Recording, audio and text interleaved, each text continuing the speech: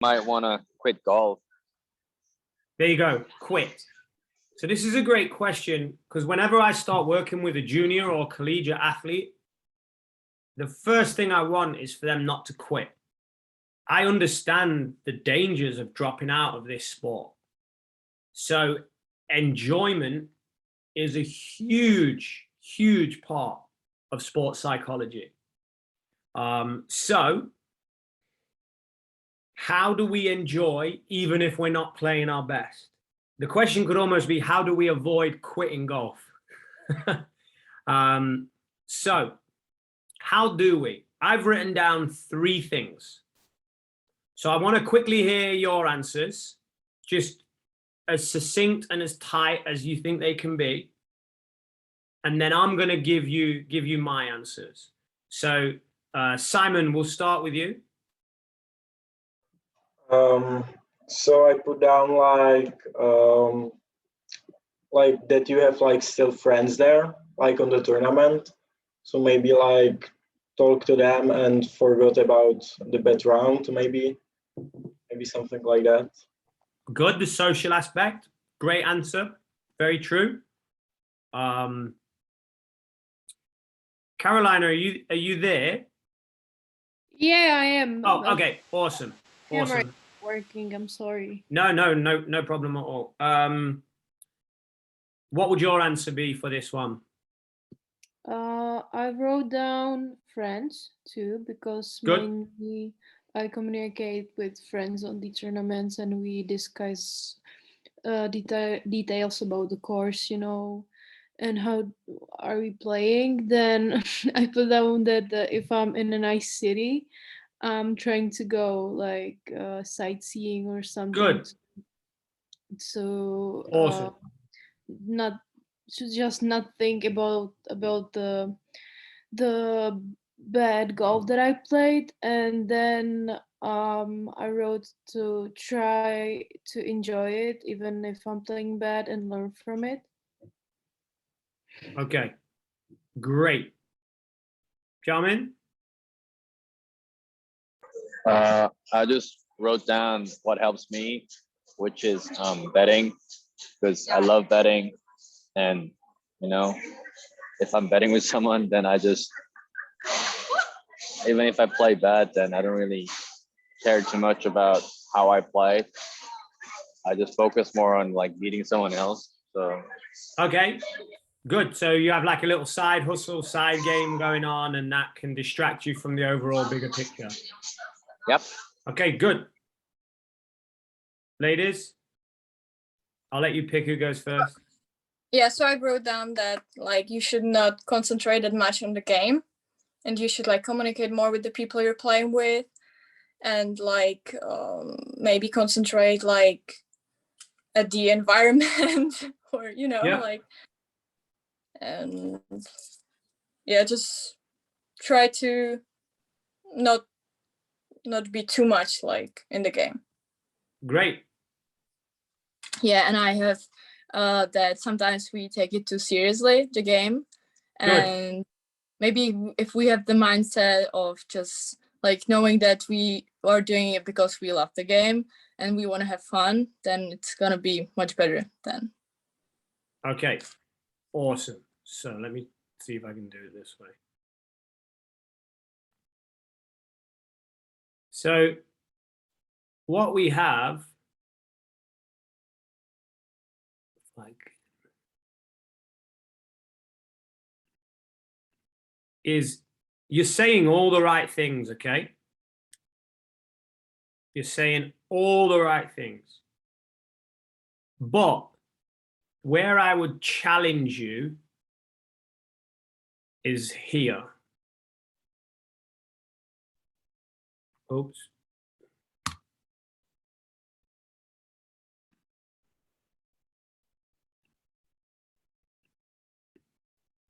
So this, I'm trying to get a diagram of this.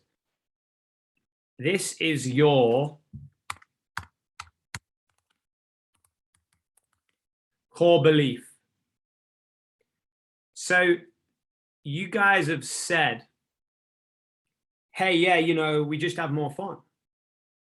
hey, yeah, we can go sightseeing. Hey, I can just gamble. But ultimately, do you truly, at your core, believe that? Your absolute core is your desire, is what you value. You as a person, do you value those friendships and that fun more than you value your score? If the Probably answer not. is no, which it probably is if we're honest, then this is about changing a core belief, because you guys have strategies. Friends, the environment, sightseeing, gambling, all those things are there. But is your core belief, is what you value more than anything the result?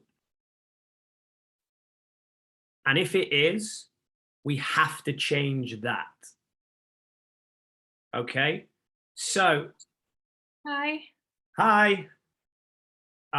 We started, so I just let you play catch up. We're on like we have a set of questions that we're working through, and the question we're working through right now is, how do I enjoy tournaments more even if I'm not playing my best? And what we're talking about is what you value. So again, even when I read that question, even the way that question is worded shows what we believe at our core. How do you enjoy tournaments even when you're not playing your best? So the person who's asked this question, at their core, they link enjoyment with playing their best. You can hear that from the wording in the question. Their core belief is, I enjoy playing my best, not I enjoy the social aspect of golf. I enjoy being around other people. So how do we change a core belief? Very, very, very hard. If you think about this, and we've talked about this before, the world around you, it takes you to the result. It takes you to the outcome. The television, the media, social media, sometimes parents, sometimes coaches, sometimes friends. It's all about the result. Because at our core, we are conditioned to believe that if we get good results, good things will come.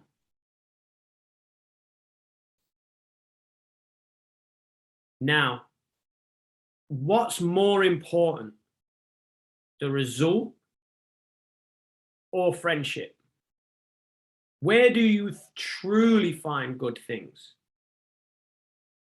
What's the point in winning at golf if you have no friends? It's a lonely ride. There's not many people to share that victory with. So again, at our core, we often go in search of success and outcomes over happiness. Does that make sense to everyone? So if we're going to change a core belief. Can I just ask? Yes. Yeah, it does make sense, but doesn't, for example, for example, if you win big tournament, doesn't it help, for example, the socializing or like making like more friends or something like that? If people wanted to be friends with me because I won, that's probably not. Yeah. That's probably not the friendships I would. Are they going to unfriend me on Facebook if I shoot 80? and they refriend me if I win the next tournament. Yeah, So- that's right. So I would say it's hard to grasp this. And look, me personally, I was all about results until maybe I was 26, 27 years old. And when I wrote my first book, I would check every day if anyone had bought it. And I would check every day if it had a review on Amazon. Every day. And that book's been for sale for about 9 years, 8 years, maybe. No, maybe 7 years. And it has 10 reviews. So that's a lot of disappointment every day. It's very hard to write a book. I should have been rewarding myself. This comes back to the main thing with the process. I'm not the best speller, punctuator, writer, but I got better. I'm not always the best at arranging my thoughts, but I got better. I got up for about a year straight at 5 a.m. to write for 30, 40 minutes. Probably did that 300 times in a year. And I did another 35 minutes on an evening. I read more books than I've ever read to try and help me get information. I did all of that. And not one time did I ever tell myself, well done. I looked for other people on the internet to tell me, well done. The second book I wrote, man, I enjoyed it. I wrote it when I wanted to write it. I was pulling pieces of information from elsewhere. I would read paragraphs back and I'd be like, Ian, did you really write that? Oh my God, you are getting so much better. I was a good friend to myself. I never checked that book. I think it's got like 146 reviews. And one day a check turned up for thousands of dollars because it had sold that many. And I'm like, oh, wow.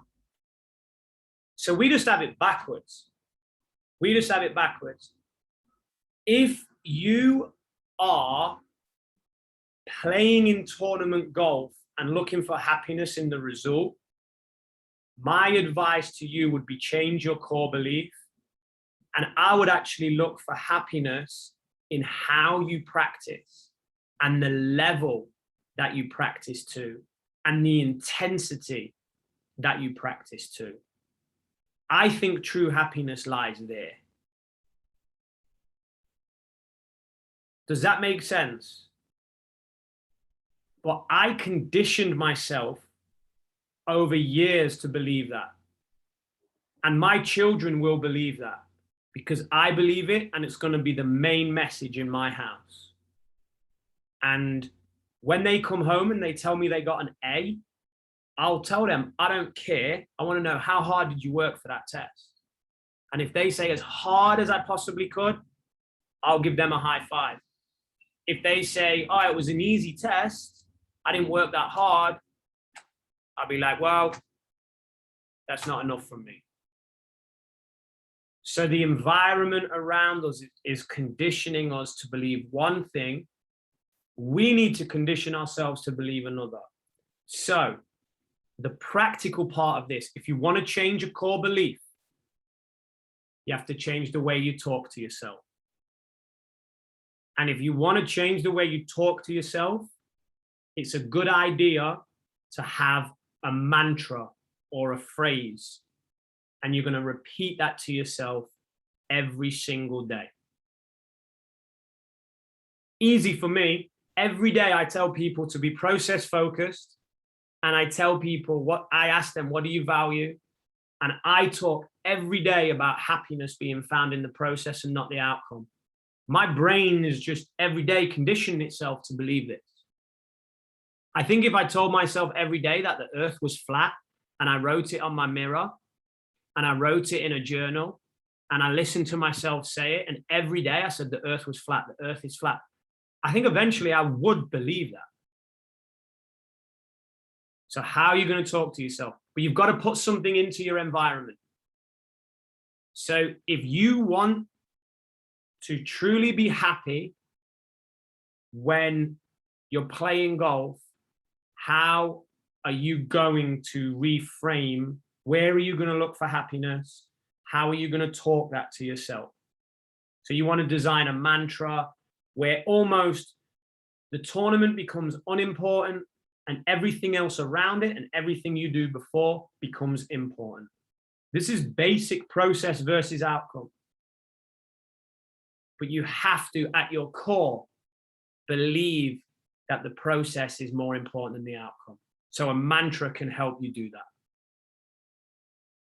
Have I shared with you the Derek Redmond video? The Great Britain. I don't think so. We don't think so. Okay, great.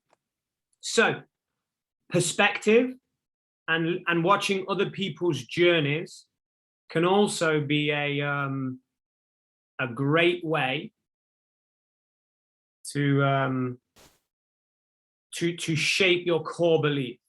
So for me, I might say that this is one of the greatest sporting achievements of all time.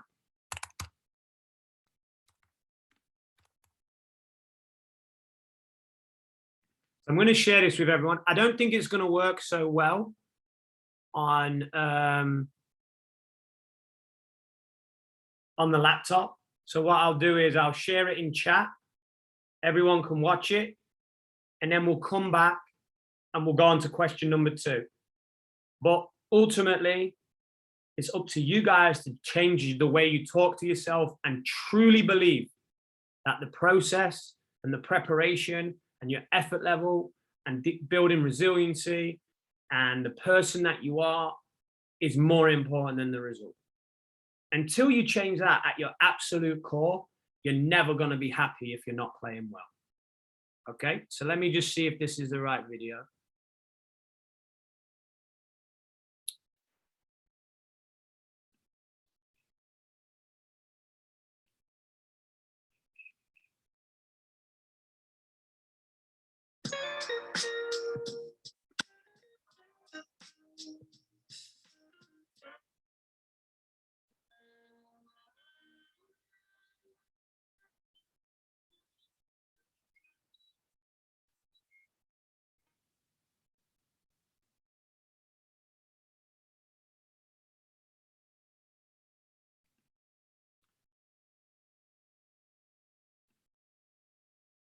Okay, so everyone watch this. It's about 4 or 5 minutes.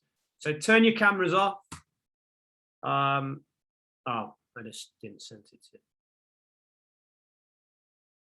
Turn your cameras off, turn your cameras on once you've watched it. There's a religious reference in this. For me, that's not what this video is about. So whether you're faith-based or not, it doesn't matter. That's not the point of this video. Everything before that religious reference is the point that I'm trying to share. So watch this and put your camera back on when you're done, and then we'll move on to question 2.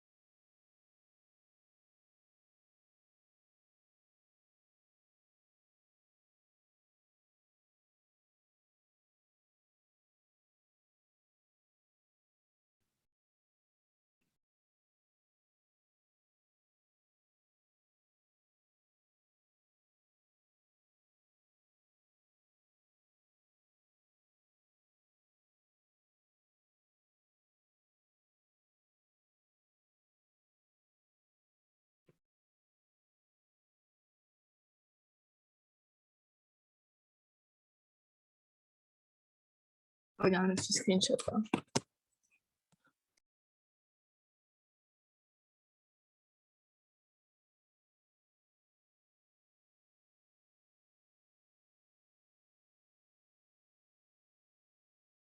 Okay, perfect. So I don't know if that changes your perspective anyway, but we live in a world that values winning so highly. And I think it's more about who you become on the journey than the outcome. And that's at the junior level for sure, at the collegiate level for sure, less at the professional level because it's your job. But ultimately, you ask anyone, even if they know a lot about athletics, you ask anyone who won that race, they don't know. Almost feel bad for the guy who got the gold medal. No one knows he won because something bigger than winning happened there. And you have an opportunity to do that yourself every time you take the golf course, maybe not to that extreme, but a little bit. So I would just try, get that mantra, change the way you talk to yourself, build more value, try and shift your core belief if you truly want to be happy when you play tournament golf. How do you maintain positive thinking even when you're not playing your best? So I want everyone to look at the answers that they wrote. And we don't have to share them. We don't have to share them. I'm going to give you information again that you've already had. So what's the chimp? What is the chimp designed to make us do? If someone can answer that question.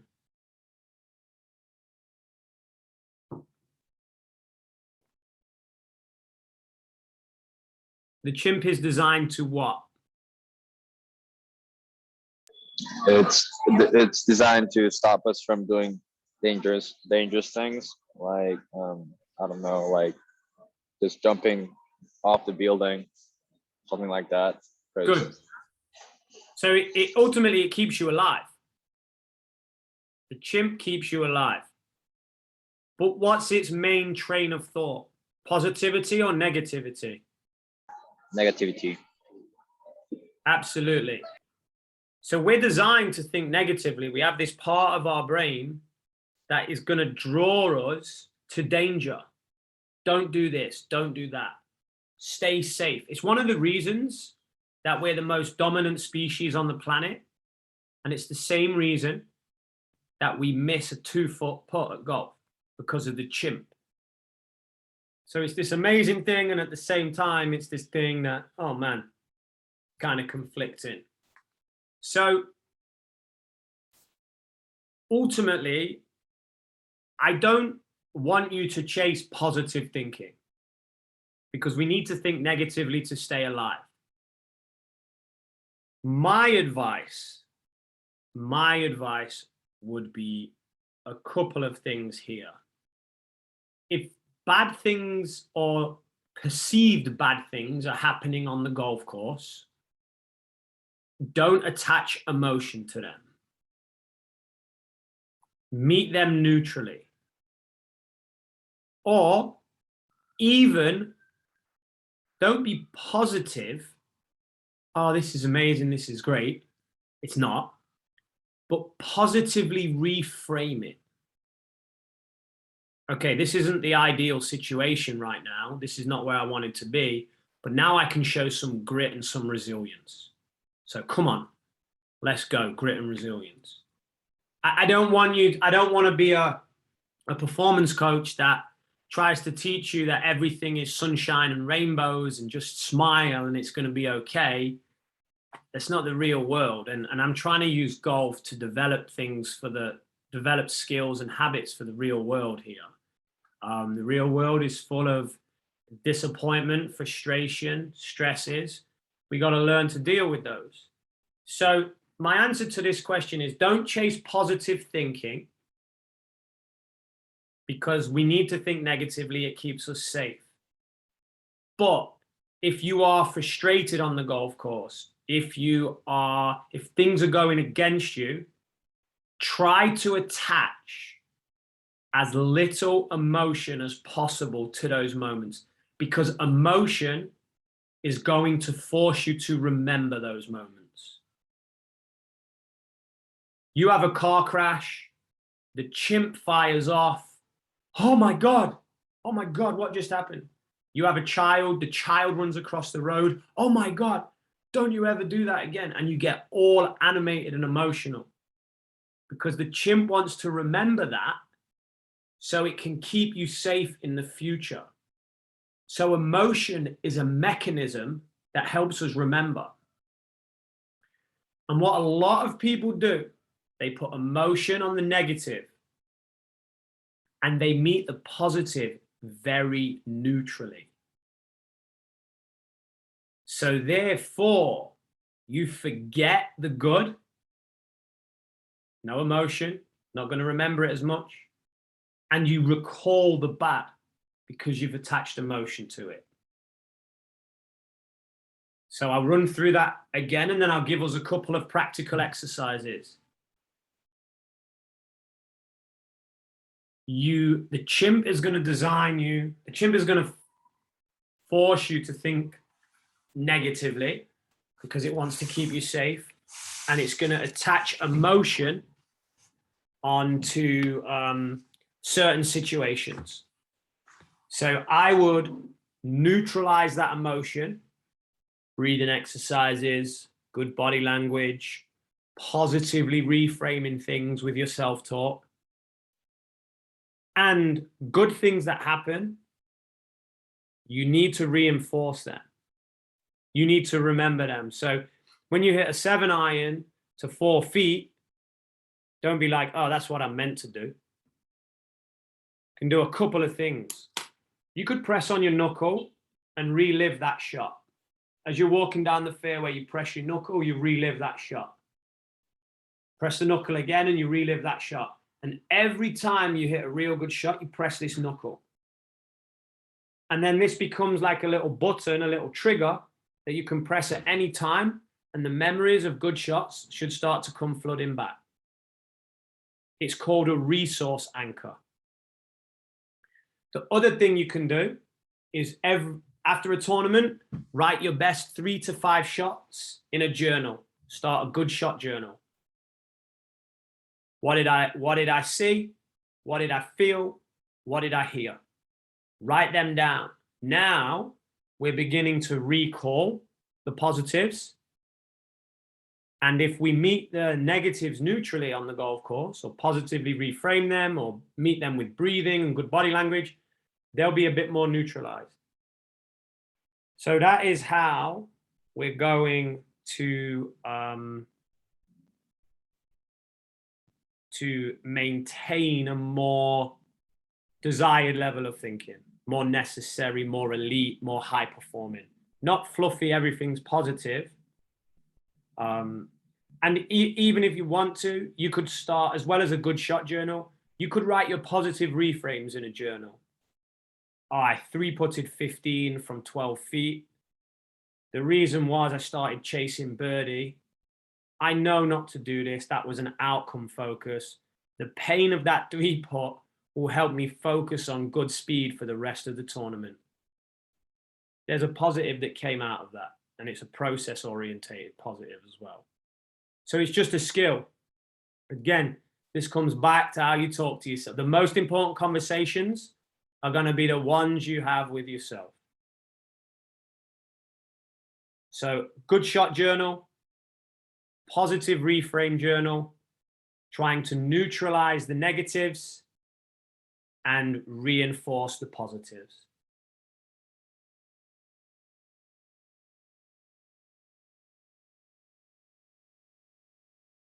Any questions on that before we jump across to the next question?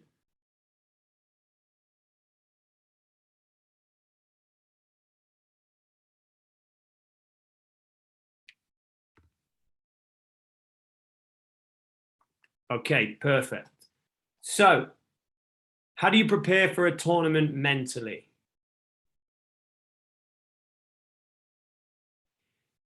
I would say not that many people do good practice rounds. Practice round is generally about gathering information, not about what score you shot, how well you hit the ball.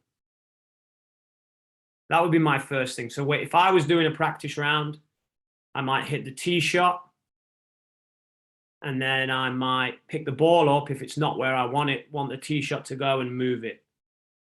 I would be marking I would draw my own yardage book, and I'd be writing where north is. And then I'd be writing the wind direction that's going to be roughly at the time that I play. So I'm not looking in the sky or throwing up grass. I'm using an actual the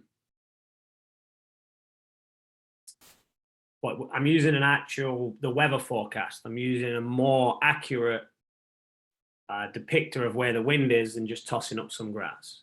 So I would be trying to figure out which side of the course I would want to eliminate off the tee.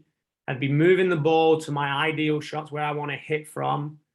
Then around the greens, I would be taking the ball off the green and figuring out, this is where I want to miss. If I'm going to miss, I don't care where the pin is. If I'm going to miss this green, I'm going to miss it here. So I'd hit a couple of chips from that area. Then I would look maybe where the pins are going to be. And it could be like, oh, well, if the pin's here, maybe I can miss in this position. And I would hit chips from there. And then I would hit putts up the green, down the green, across the green, and I would draw on where the slope is. And it's all information. And I would have my yardage book out on every single shot that I hit. And it would be irrelevant in the practice round. I could almost do a practice round. I could potentially do a practice round with a wedge. My wedge isn't a putter. I would look at the tee shot, make my notes, look at the approach shot, make my notes, and then I would hit chip shots from where I want to miss the green, and I would get the lines of how the ball rolls on the green. Figure out where north is and where the wind's going to be. So you wouldn't be betting during a practice round? Depends. I wouldn't. I might if I was like with friends and wanted to have fun, and I wouldn't bet on score. That wouldn't be a bet I would take because I wouldn't want to play for score because it's going to impact my information. But I might say on a par 3, like, hey, I might have a bet for who hits it the closest, or I might have a bet for who has the lowest, the best proximity on a chip or whatever. Everyone's different. This is just me, but I just feel like a practice round is just for getting information. Now, you might hear stories of the best players in the world gambling, but I don't think the rookies on the PGA Tour are gambling in the practice round. I think they're like, I've never played this course. I need to keep my card. Tiger Woods has played this course hundreds of times. He's got such a big advantage already. Like, I've got to get my information in the bank. So that's the way I would look at it. I would say practice rounds are solely for information because the best players in the world, they take in more information than anyone else. And if you're losing information in the practice round at the expense of your golf swing, how you're hitting the ball, your score, gambling, I just don't think that that's the best idea. I would literally be using the practice round to collate as much information as possible.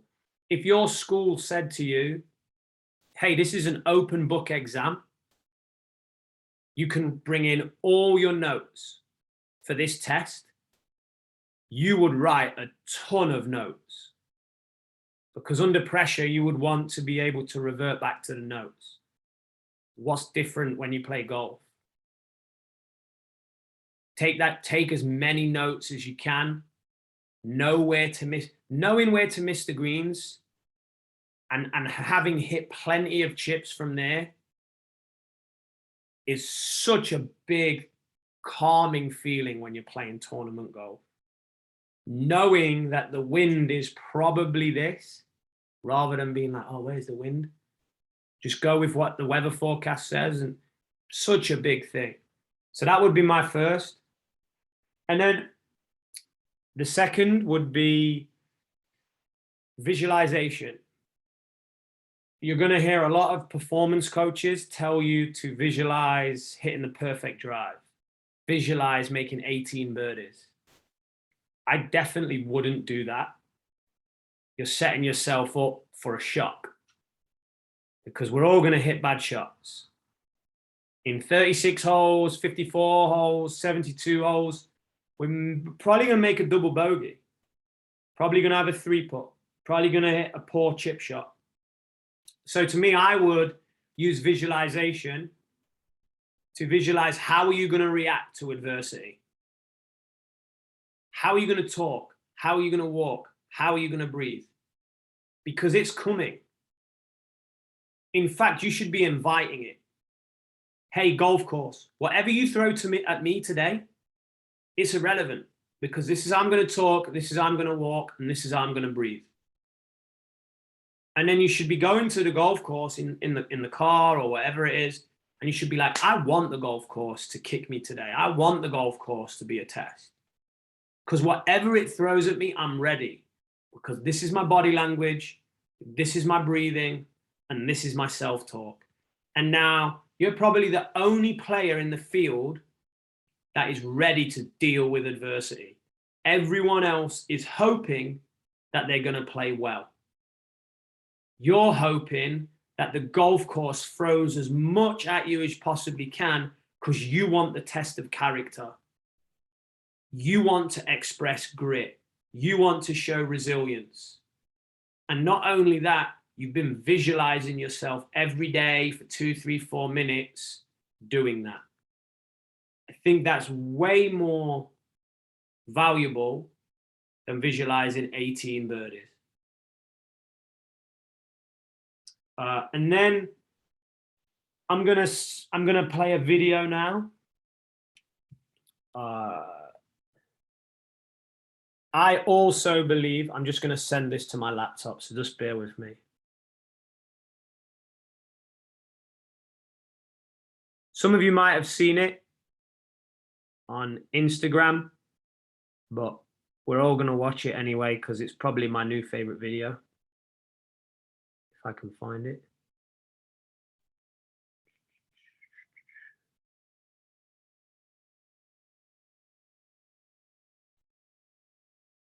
Here it is.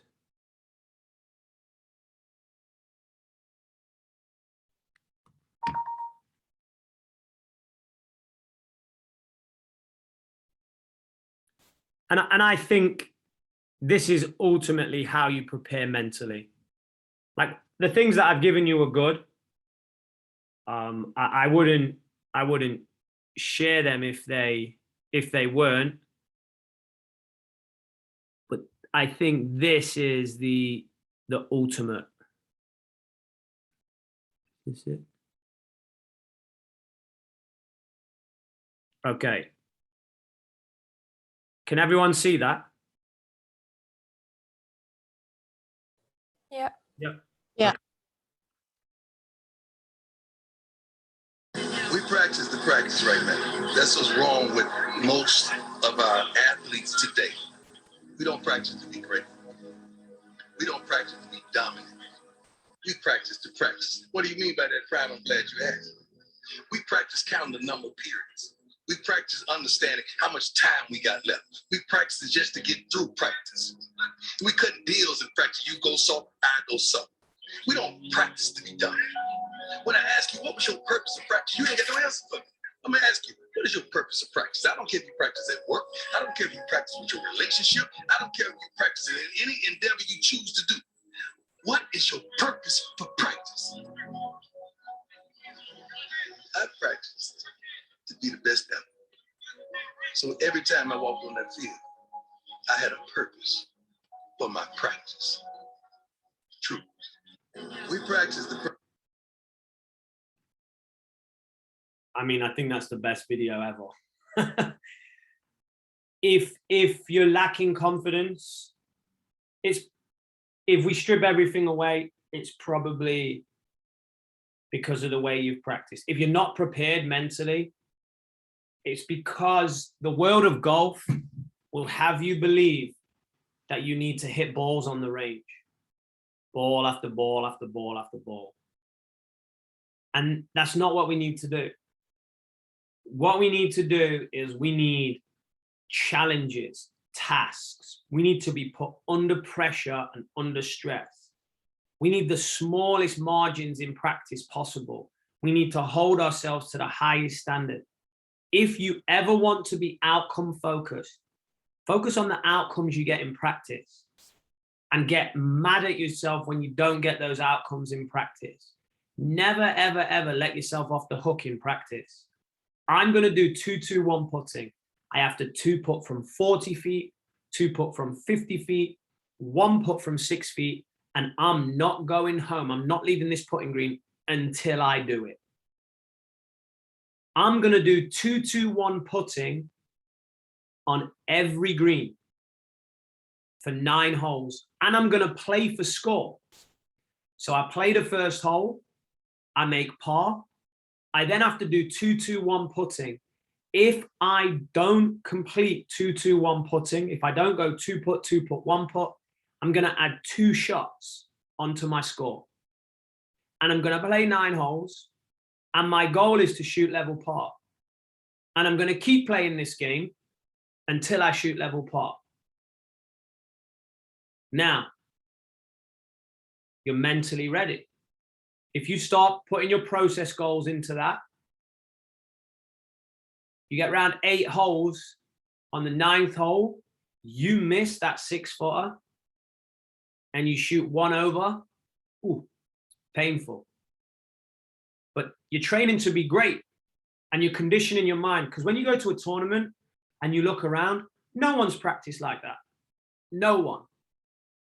Everyone else has hit balls, and you've put yourself under pressure and stress, and you've held yourself to the highest standard, and you haven't given an inch. And that's truly where the mental game comes from. And that's why I shifted. Everything I taught was cognitive psychology, everything.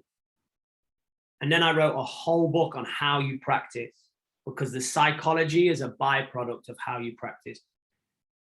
Prime Time's mental game, that's a byproduct of how he practices. That is not him engaging in cognitive psychology. That is effective from the positions he puts himself in training.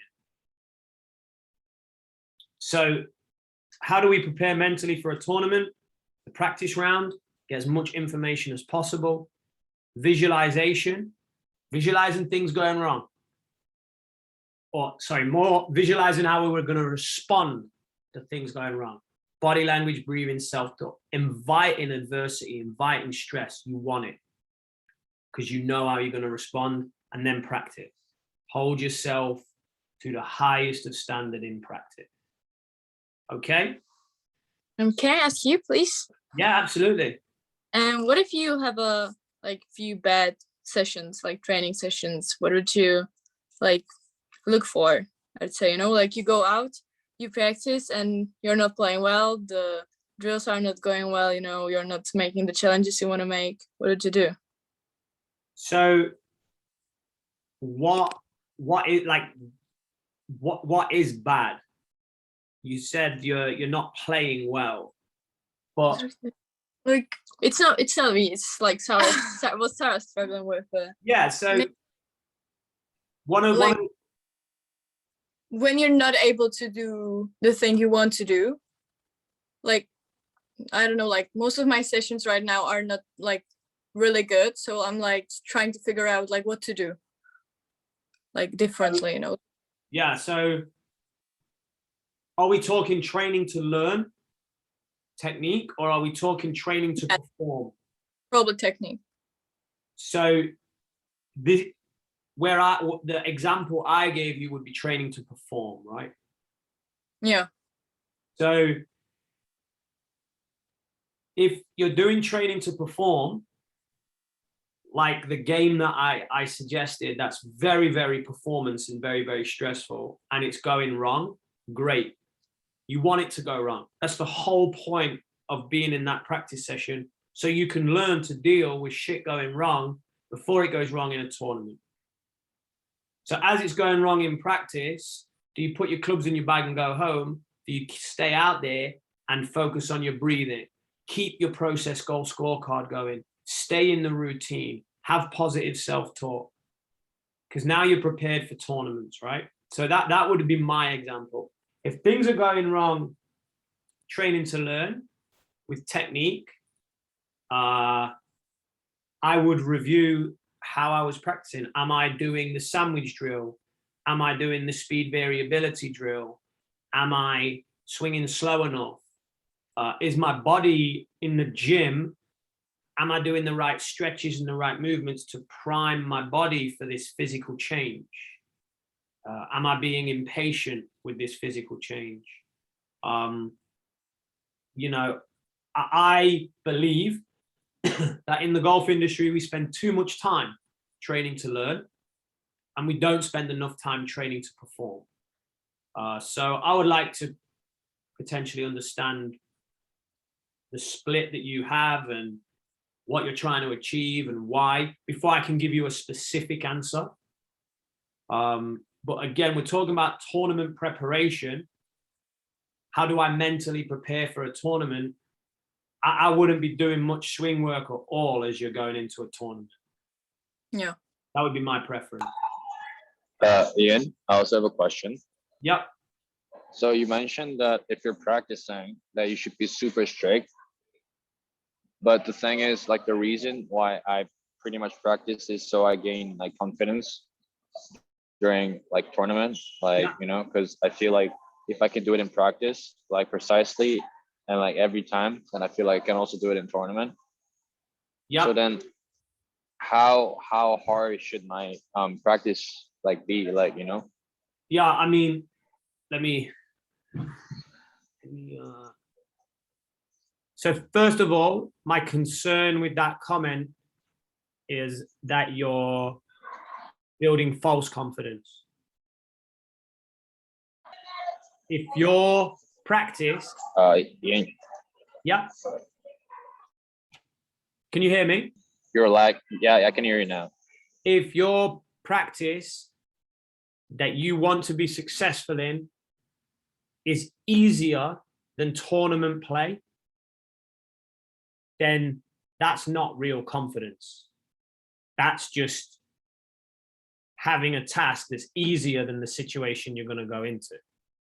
So it's false confidence. I would rather you fail in a hard environment than succeed in an easy environment going into a tournament. And Okay. let me just draw something.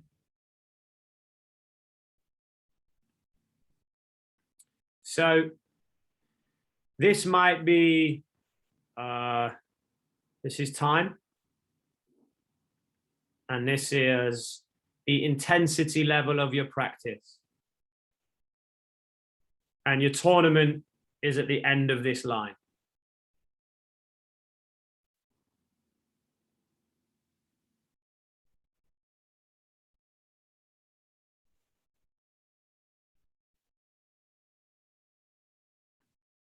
Okay. So as we get closer to the tournament, the intensity of practice is getting harder and harder and harder. Around here, we're going to be failing repeatedly. And around here, we're going to be failing repeatedly. Super hard. But around here, we start tapering it off a little bit. Make sense? Yeah, so you're basically adjusting the intensity of the practice according to how far the tournament is.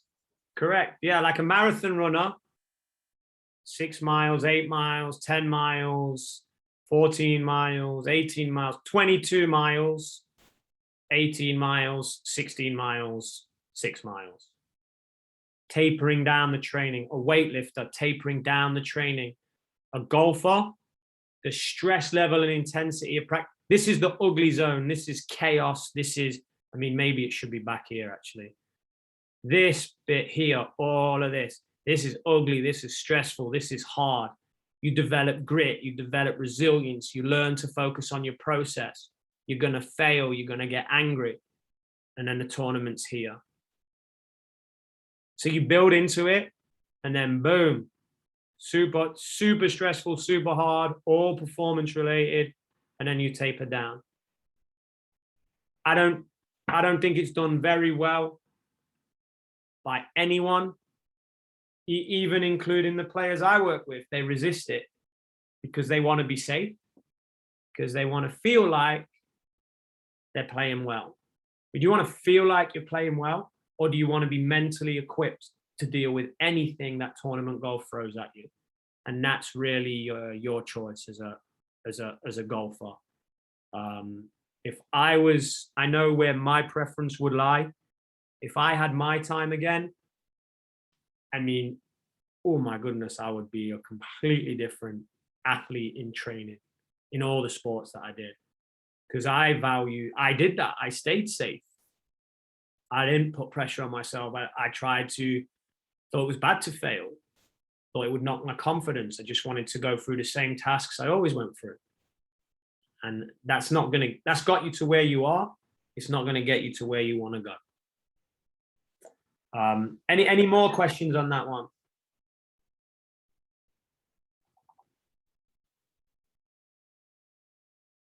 Okay, perfect. So question 4, how do I not compare myself to others? So I think this is a brilliant question. I really think this is a brilliant question. Because you should compare yourself to others and you shouldn't compare yourself to others. So it's a very hard question to answer, very hard. As a teenager, if you're comparing yourself to others, I wish I had... Sorry, are you... Oh, okay. As a teenager, if you're comparing yourself to others, I wish I looked like that person. I wish I had what that person had. I wish I had that person's swing. That's unhealthy. Social media has fueled that a lot. And it's probably why stress, anxiety are on the rise amongst teenage girls and boys. It's unhealthy. So from that standpoint, I wish I was shooting their scores. I wish I had that place in the team. I wish I looked like them. I wish I had what they had. We shouldn't really compare ourselves to anyone because, again, where are we looking for happiness? We're looking for it in the outcome and the outcome of others. We're not looking for it in, I practiced so hard today. I made my daily list today. I did my visualization task. I planned an awesome training session. I did my meditation. I did my breathing exercise. I bought someone's coffee in Starbucks. I paid it back. I paid it for, I gave to charity. That's where happiness lies. Not in looking like someone else or playing like someone else or having what someone else has got. Because the second you have what they've got and the second you play like them, you'll just want to play like somebody else and have what someone else has got. It's never going to stop. It might stop when you get to #1 in the world and you've won every tournament ever, but then you're only just going to want to stay there. Very unrewarded. The outcome, you always want more, you always want more, you always want more, you always want more. So I think you should compare yourself only to yourself and yourself of 6 months ago. And the first thing you should compare yourself is, are your habits better? Are your behaviors better? If you want to be a college player, are your behaviors of today closer to that of a college player than they were 6 months ago? So based on this session, are you keeping your good shot journal? Are you keeping your positive reframe journal? Are you meeting tough events on the golf course with neutral emotion? Are you visualizing dealing with adversity? Is your practice rounds better? Is your performance practice more stressful? Are you holding yourself to the standard of prime time? They're the kind of things firstly. And then compare your results. Look at your outcomes, look at your scores. Are they better than your scores 6 months ago? Look at your stats. Are they better than your stats of 6 months ago? That's fine. That's fine. But never compare those to other people, because their journey is different. Especially in junior golf, you could be comparing yourself to someone who has played since they were 2 and has had lessons since they were 4 and played tournament golf since they were 4 and grew early.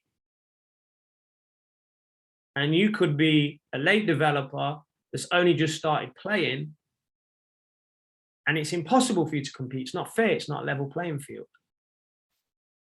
Now, all that being said, if there is someone that is a good role model, if you want to play in college, do you know someone that plays in college and they went through a journey that you believe they can help you? If you want to play on tour, do you know someone that plays on tour that you feel like you have a connection with or you want to be like? Then you should compare not what they have. Oh, I want 17 Ferraris like Ian Poulter. That's not where we're going with this. I want Ian Poulter's body language when I play golf. I want Ian Poulter's intensity under pressure. I want Ian Poulter's ability to deal with nerves and anxiety and pressure moments. I want Ian Poulter's practice habits.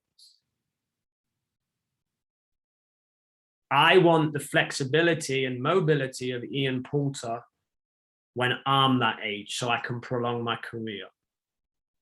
Then you go about how. So success leaves clues, and we're not comparing ourselves to others. We're finding people that have our ultimate goal, and we're modeling their behaviors. The ones that we think. And if there's multiple people like that, I want the shot analysis of Bernard Langer. I want the speed and physique of Brooks Koepka. I want the recovery game of Spieth. Right, how do they do it? Let's model those behaviors. I want to give interviews like Rory McIlroy. I want to be honest and transparent. Okay, so never compare yourself to anyone from an outcome standpoint. It's unhealthy. Compare yourself to yourself of 6 months ago. That can be behaviors and outcomes. And then modeling. We're not comparing, we're modeling. Okay, this person does this, they're successful, I need to adopt that behavior.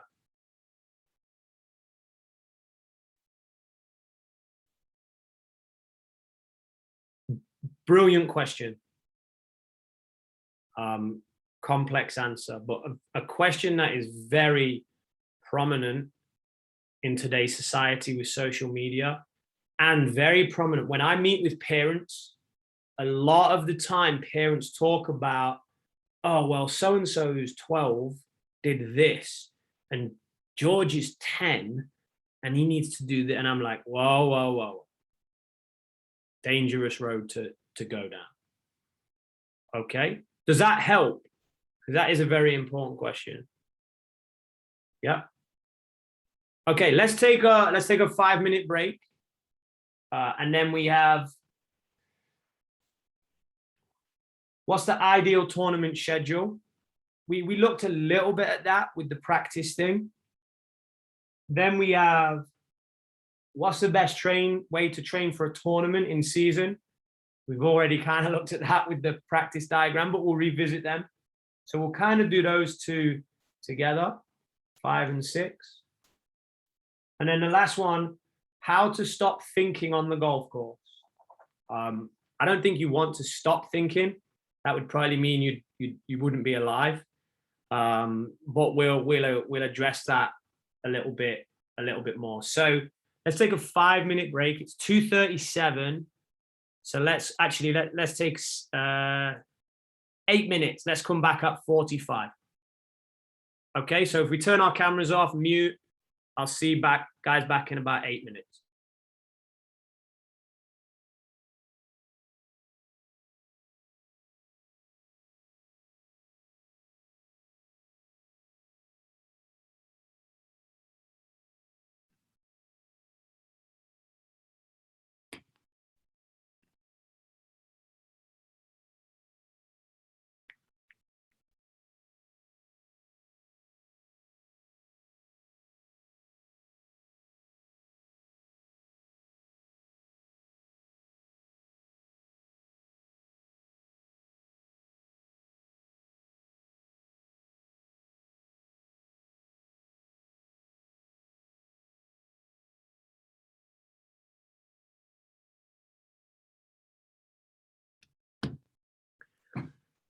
Hey team. Okay, so any questions on the stuff we've covered so far? I've recorded this, so I will send the recording out. Also, my goal is for this, not just to give you the understanding, but to actually give you something practical to apply. So every answer that I've given, there is a practical task. Don't leave here and try and do every single one of those practical tasks. Like pick your focus. So be like, okay, these were the questions that I asked, and these are the ones that maybe apply to me the most. Just layer one thing in or two things. Don't leave and be like, okay, I got to do this. And there's journals everywhere and like practice is all over the place. Like, just really be calculated with this. Okay. But whichever question really applied to you, your question, or maybe it was a question of someone else, review your notes, and then you have to apply this into your environment. Just understanding it is not enough. You have to make a change to your daily habit for this to happen. I've injured my shoulder. I've had rehab exercises for weeks. I'm not doing a good job of those rehab exercises. Therefore, my shoulder is not rehabbing. If you want to train your brain, it's no different. It operates similar to a muscle. If you want to change your way of thinking, if you want to change a pattern, you can't just do it by having baseline knowledge. I know exactly what's wrong with my shoulder. I've been told by multiple people, but it's not helping it get better. I need to train it to get better. Same for you guys. If you want to make these shifts psychologically, we got to train it to get better. Okay. So take the practical element and apply it, but don't go crazy. Don't go over the top. Don't go and play. You guys are already great high level players. That's why you're on this call. Sprinkle in the things that matter. So question 5 and 6 was tournament schedule and sort of how to prepare for a tournament. So what is the ideal tournament schedule? I mean, it's a big question. I don't know, because I don't know you as an individual. So Zhao Min might have super high burnout threshold. And Zhao Min might love staying in hotels. Love it. Loves hotels, loves to travel, super high burnout threshold, lives for it. Simon might hate hotels, might not like to fly, and his burnout threshold might be a little lower. Maybe he gets more anxious, maybe he gets more stressed before tournaments. That combined with a low burnout threshold, tournament schedule is going to look very different. There is the guy on the PGA Tour that basically, I don't think he has a house in the US, and he just lives in a hotel week by week. He plays literally every event. It's crazy. I forget his name. I don't know if it's not C. Sung Game, no? So yeah, I think so. Yeah. And then when Tiger was at his peak, Tiger's trying to win 4 majors. I think he might have played 9 to 12 times a year. Very different. Very, very different. So when you're planning tournaments, ask yourself, how is this going to impact on my motivation? Am I going to be motivated to play 3 weeks in a row, 2 weeks in a row? Am I going to be motivated to play back-to-back tournaments? You have to be motivated, have to want to be there. That would be the primary thing. Is this tournament schedule going to keep me injury-free? Does it give me time to recover, to stretch? Is this tournament schedule, when I look at it, is it going to burn me out? Because we're talking about playing college golf. And I've said this to so many students and so many parents, and I get ignored. The goal when you go to college, you go there motivated, you go there injury-free, and you go there with no feelings that you're burned out. I say that every time. I tell players, before you go to college, you rest. Junior golf is over. You rest, and when you get to college, there's no signs of burnout. You're physically in great condition. You've been doing your breathing exercises. You've been meditating. You've been stretching. You've been drinking water. You've been doing your imagery work. You've got your vision board. You are motivated and you are ready to go. And every player ignores me, and they play because, oh, coach is going to be here and he wants to watch me. And coach is going to this. And this is, my parents say, well, I got invited to the invitational, so I have to play. And guess what? They turn up in college and they're tired. And in some cases, they're injured. And then they get demotivated. So build your tournament schedule around protecting your mind from burnout and loss of motivation, protecting your body from being injury-free, and be happy. At your age, there's going to be social things you want to do with friends, with family. Now, we have to make sacrifices, but not unnecessary ones. Schedule time to be a teenager, to hang out with your friends. Schedule time when you go to tournaments to have fun at tournaments. When I take junior golfers, I care more about where we're going to eat that night and where we're going to go and the stories we're going to tell on the bus ride than I do about how they play golf. We go to the beach, we have fun, we see sights. Oh, coach, what time's curfew? No, I don't care, no curfew. Like, if you go to, like, it's like we're having fun, okay? And the curfew will naturally take care of itself if we've done a good job in practice, creating good habits. People are going to want to go to bed at the right time. So build your schedule around that, around you as a human, not around what people think you need to play to move up 2 places in the WAGR. That comes into it. But it's not the be all and end all. Schedule it from a human side, first and foremost. Then from a performance standpoint, I really like players to play in tournaments that are at the level they want to be at, not the level they're currently at. So if you get chances to play in strong fields where people are better than you, and you get to watch and learn, I always think that's a great idea. And if you're going to do that, you also might want to combine one where maybe you're a bit of a stronger player in the field. So then equilibrium is there. So there's balance.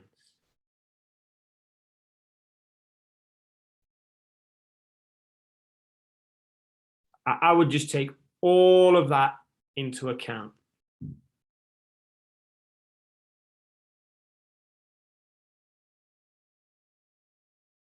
And then I guess for those of you that want to play on tour, it's not going to be net jets and private flights, private boats, and plush hotels straight away. It's going to be like, hey, you're on the waiting list. You might have to fly to Australia and you're 5th reserve. So there's an element of chaos.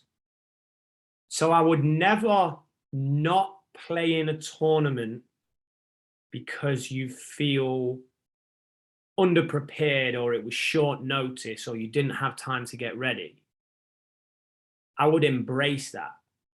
That's different between burnout, tiredness, being injured, not being happy. That's different.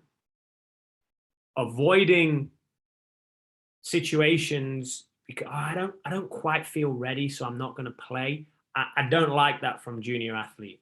If you're not burnt out, if you're injury free, and if you're currently in a good place, yeah, you know, you got late notice, you got in the field late. It's a course that doesn't suit you, but that's probably going to happen in college and on tour.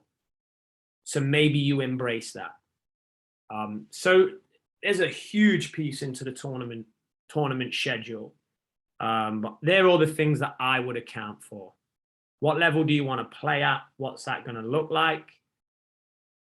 Can you get in tournaments that are really going to pull you out your comfort zone and test your processes? And then ultimately scheduling it from a human standpoint, just protecting yourself against it being too much. Again, if you're injured or if you're demotivated or if you're burnt out, you might quit. What's the point in that? What's the point in a tournament schedule that makes you quit? Because participation in the game is the critical thing, and then we build from there. And then what's the best way to practice in the season? So I'm sure you guys remember PAR.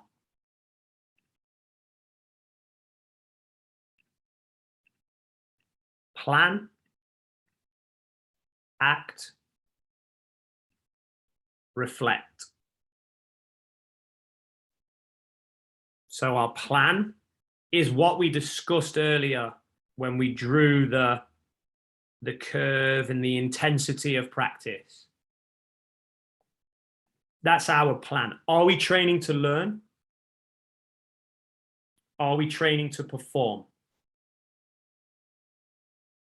What performance tasks do we need to build that put stress on the correct areas of our game? What performance tasks do we need to build that replicate the golf course that we're going to play on? It's tight fairways. The course I practice at is wide fairways. Okay, I'm going to split the fairway in half. Every time I'm in the right half of the fairway, I'm going to throw the ball in the rough. Greens are fast at the tournament I'm going to. Okay, I'm going to draw back every second putt 3 feet. Got to shoot 1 under par for 9 holes with split fairway and drawback. I didn't hit the ball in the center of the face very well last tournament, so I'm going to focus on center face contact. I'm going to hit on the range. I'm going to hit a ball out the toe, a ball out the heel, a ball out the center. And then I'm going to do three shots working on my swing. Then I'm going to go and hold a 6-foot putt. Then I'm going to come back and repeat that. All based around previous tournament. So we have our plan. We action the plan. So I was +3 for the game. Putted well, didn't drive the ball great.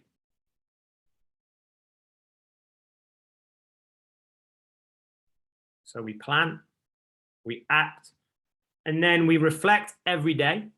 Didn't drive the ball great, so I'm going to work on my tempo on the range, and then I'm going to play this game again, and then I'm going to have good tempo. But we also reflect after the tournament with our stats.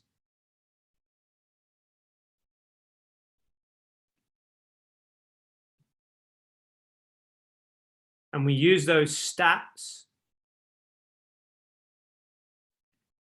to ultimately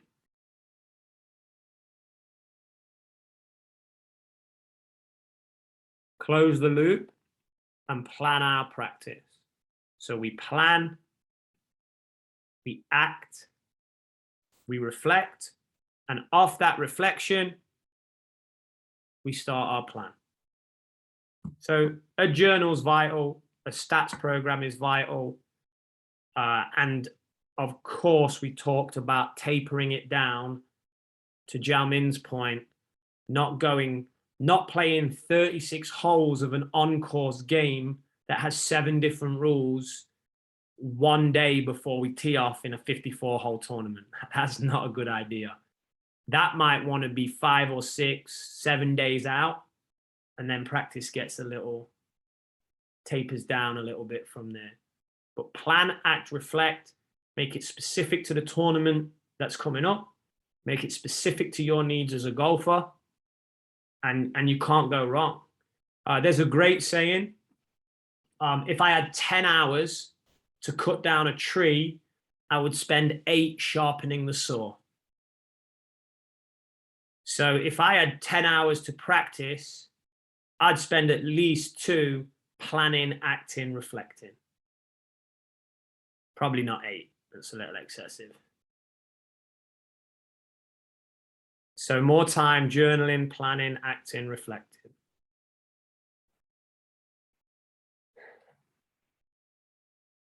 Does that help? This isn't an easy task to do if you don't I ripped through that. It's kind of easy for me to do because I've done it so often and I do it for a living. I don't expect you guys to be able to do it. And maybe as my relationship with the academy progresses, maybe we get on individual calls and I can design you guys individual practice programs. Maybe that might be something I can recommend to the team. Hey, instead of doing a group call, I'll do 30 minutes with everyone and we'll design a practice circuit. So you guys think if that could be more beneficial than a group training environment, that might be something we could look at doing. And I can help you with that. Okay. Then the last question, how to stop thinking on the golf course. I don't think you want to stop thinking. I think you want to be more engaged with what you are thinking. Understanding your own thoughts, knowing the thought patterns that you run is going to be critical in you shaping those thought patterns.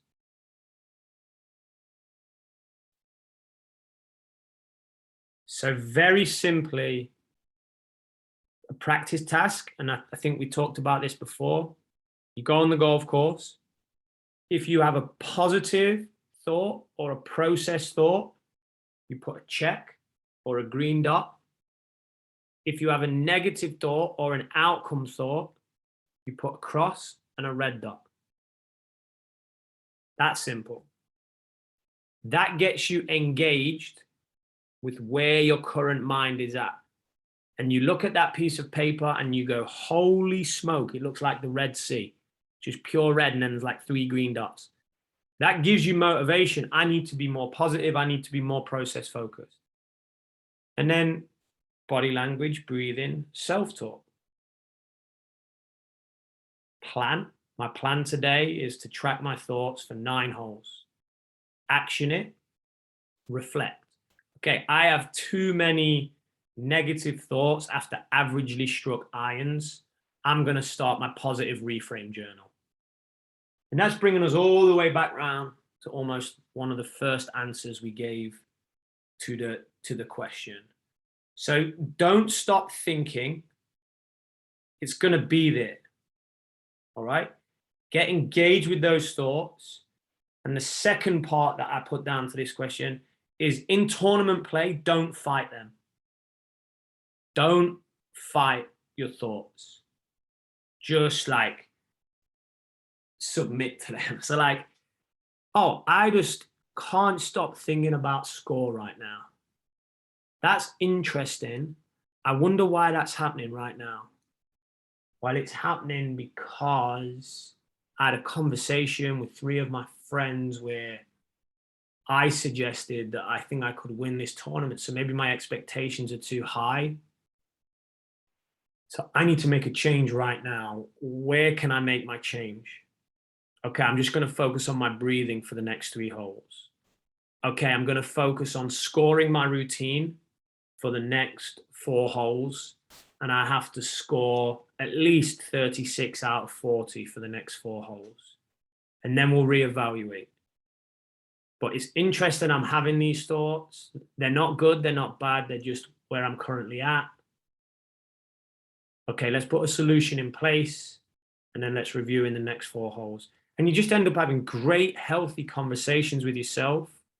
And the best performing CEOs in the world, the best performing teachers, the best performing partners, husbands and wives, have a high ability to do this. The second an argument is about to start with my wife, my brain will say, Ian, do you really want to do this? Or is there a way that you can just apologize, or that you can do X, Y, Z, diffuse the situation? Is your pride proving X over Y? Is it more important than the environment right now? And I'm like, no, most of the time, no. So I diffuse it. But I'm aware 10 years ago, I would never have done that. I would have been so focused on winning the argument that I would have had no idea of the thoughts that were ripping through my brain, and I would have just followed a pattern. It's called the habit loop. I would never have broken my habit loop. Something said triggers me. I say something back, triggers me more. Off we go. Boom. Somewhere we don't want to go, which happens on the golf course a lot. Something said, it triggers me. I say something, and then I'm like, whoa, intercept. You've had these thoughts before. They're not good, they're not bad, they just generally trigger a pattern. So how are we going to break that pattern? We're going to break it with breathing. We're going to break it with body language. In golf, if it was golf, I'm going to score my processes. I'm going to have fun with my playing partners. I'm going to slap myself in the face. I'm going to pour water over my head. Whatever it is, break the pattern. Okay, so don't stop thinking. Engage with those thoughts. Learn what those thoughts are, and then learn to shape them elsewhere.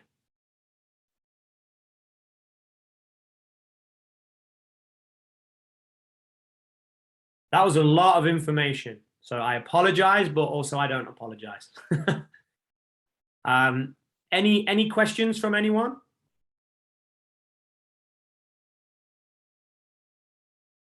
If there's no questions, I think we're finished, but I have recorded this. I'm going to put it on YouTube straight away, and I'm going to send the link out, and you guys can rewatch it if you want to. Anything else? Any questions in private? You can message me on WhatsApp. Jiamin, good luck back in Korea. Safe flight. And if you need anything, again, feel free to reach out. But thanks a lot, guys. And if you need anything, just ask. Thank you. Okay. Have a great evening. Bye-bye. Thank you very much.